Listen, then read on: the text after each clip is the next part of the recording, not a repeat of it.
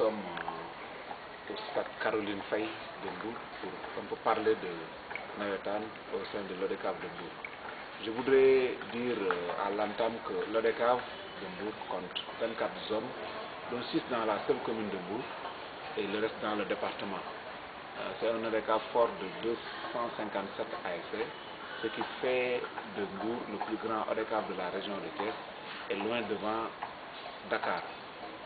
Nous avons entamé la saison par le tournoi Demba Diop que vous avez couvert, qui a consacré la victoire de l'ASC Djantibi, tournoi que nous avons, à travers lequel on a voulu rendre hommage au couple mythique qui a impacté et qui continue d'impacter l'histoire politique du Sénégal et de Mbour, à savoir Demba Diop et Caroline Faye.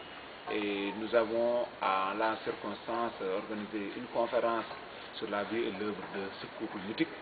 Ensuite, nous avons rendu visite à la pouponnière de l'ONG Vivre Ensemble de Mbour, à qui nous avons fait un don assez modeste de 500 000 francs en nature et en espèces. Et c'est des actions que nous allons poursuivre dans la saison. Le week-end dernier, c'est une soirée culturelle également qui avait été organisée pour venir encore en appoint à cette ONG et ses recettes. Il y aura une cérémonie prévue lundi pour remettre le chèque aux responsables de l'ONG Vivre Ensemble. Donc c'est entre autres des activités que nous avons menées en parallèle du démarrage de la saison.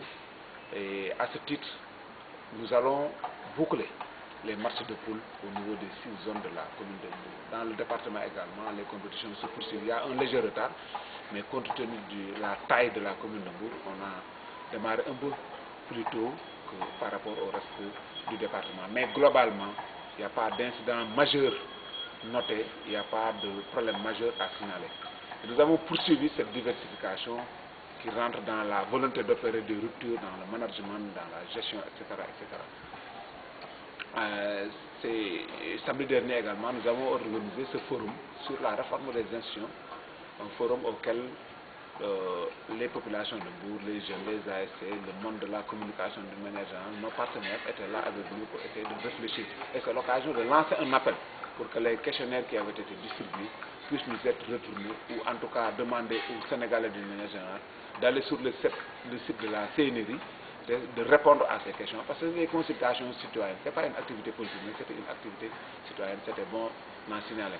Également, au titre des innovations, nous avons mis en place une commission technique départementale autour du directeur technique départemental et des entraîneurs des clubs de Trekunda, du Stade de Mbour, de Keur-Madior et des techniciens de la place, pour un peu essayer de faire une évaluation au plan technique de l'utilisation du terrain et à la fin du premier tour, produire un rapport, à la fin du championnat également, produire un autre rapport qui nous permettra également au plan technique de faire une offre, une proposition à la direction technique nationale et leur donner notre contribution, la contribution de l'ODCAV de Mbour, du mouvement Navétane au plan technique sur ce qui se fait.